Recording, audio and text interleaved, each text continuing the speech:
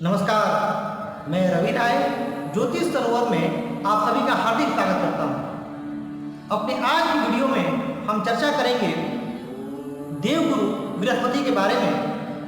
यदि देवगुरु नीच के हो जाए तो आपको क्या परिणाम मिलेंगे। मैं आपको बता दूं कि देवगुरु बृहस्पति जन्म कुंडली के सर्वाधिक शुभ ग्रह हैं। ये कारक होते हैं धन, ज्ञान, वैवाहिक सुख, आध्यात्म, दिव्यता, यानी तमाम वो चीजें जिससे एक व्यक्ति का व्यक्तित्व निर्धारित होता है, उसके व्यक्तित्व का तेज निर्धारित होता है, उसके जीवन की खुशियां निर्धारित होती हैं, उसके जीवन का भाग्य निर्धारित होता है।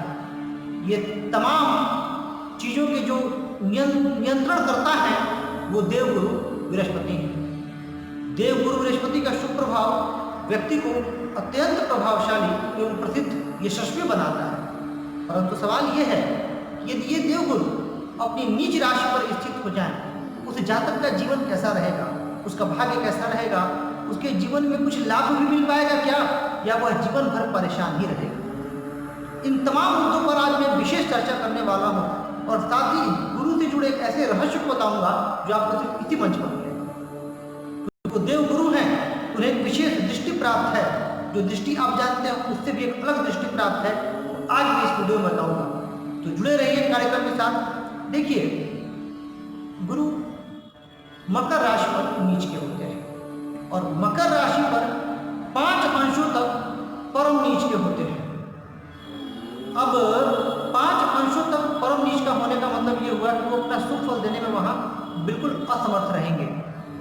अब सवाल ये हुआ कि जब गुरु नीच के हो गए तो व्यक्ति के जीवन में क्या क्या परेशानियां आएंगी।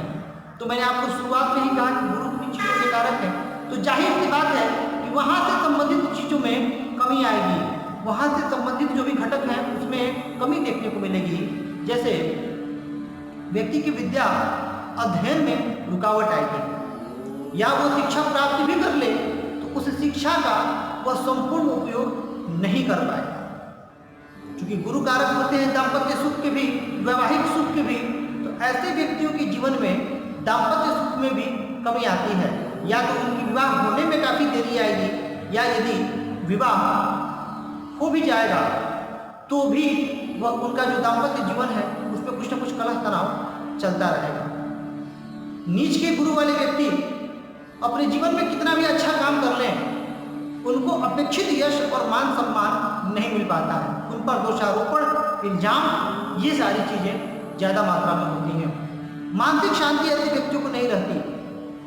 गुरु नीच वाले व्यक्ति या तो आपको अति आशावादी मिलेंगे या बहुत निराशावादी, बीच की स्थिति होगी नहीं। अति आशावादी होने में ये लापरवाह हो जाएंगे और कार्य करेंगे नहीं कि सब अच्छा होगा। अति निराशावादी होने में ये मन ही मन घुटते रहेंगे और इनका कार्य प्रभावित होता रहेगा। ये एक बड़ी समस्या है।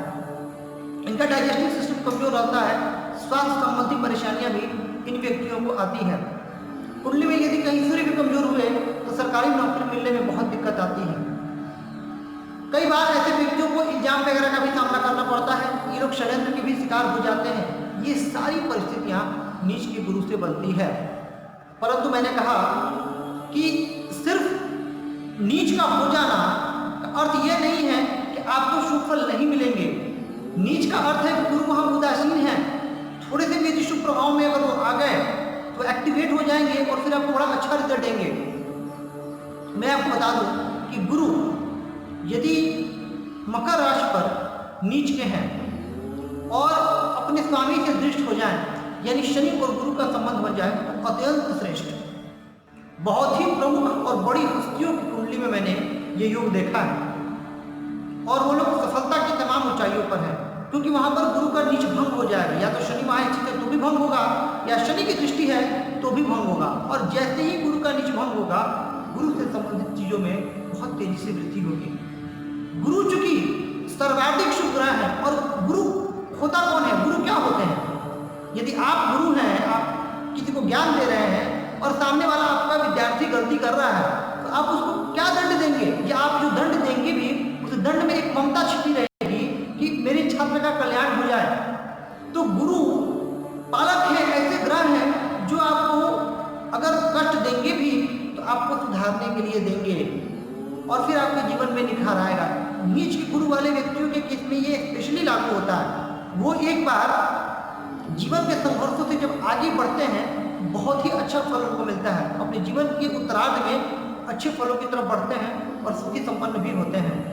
यदि नीच के गुरु यहाँ हो और वहीं पर मंगल स्थित हो जाए, ऐसा व्यक्ति चमत्कार कर सकता है। गुरु को मंगल का साथ मिल जाएगा, दो मित्र ग्रह हैं, उच्च के मंगल और नीच के गुरु से जो नीचभंग राज्यों का सृजन होगा वह व्यक्ति को अपने क्षेत्र में एक विशिष्ट मुकाम दिला सकता है।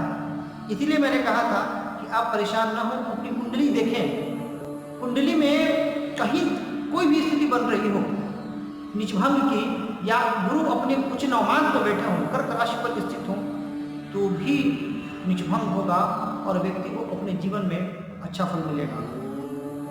अब हम आ जाते हैं, ये हम सब जानते हैं कि जो गुरु को दृष्टि प्राप्त है वो दृष्टि प्राप्त है उनको 5वीं 7वीं और 9वीं दृष्टि। लेकिन गुरु को और स्पेशल दृष्टि प्राप्त है और ये शुक्र को भी प्राप्त है, क्योंकि ये गुरु है और ये शुभ ग्रहों में इनकी गिनती होती है। गुरु और शुक्र बहुत ही शुभ ग्रह है और ये शुभ ग्रह में तो अत्यंत अच्छा परिणाम देंगे। गुरु को एक तृतीय दृष्टि भी प्राप्त है जिसको हम असाधना एस्पेक्ट बोलते हैं। और मकर राशि पर बैठे गुरु अपनी उस दृष्टि से, तृतीय दृष्टि से मीन राशि को देखते हैं।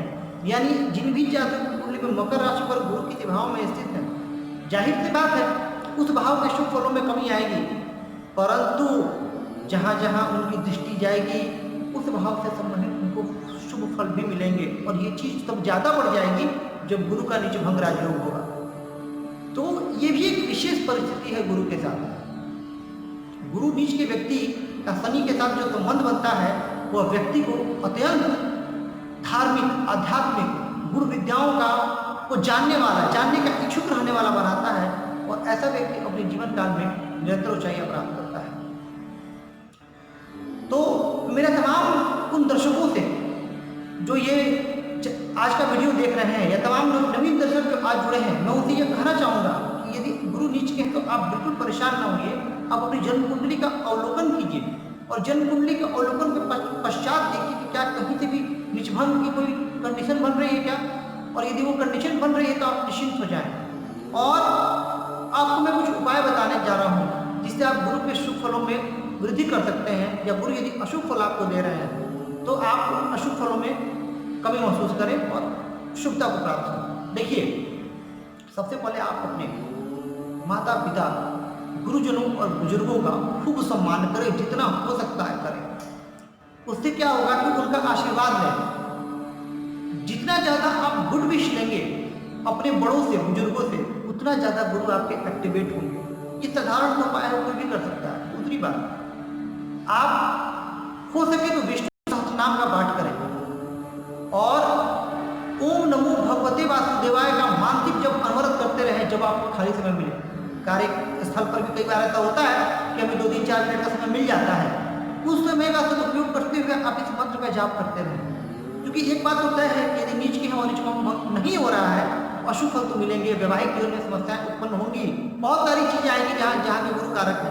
भाग्य में आप भी महसूस करेंगे, परंतु इन उपायों को करने के बाद आप उस चीज को सही कर पाएंगे और सही करने के पश्चात आपको शुभ फलों की प्राप्ति होगी।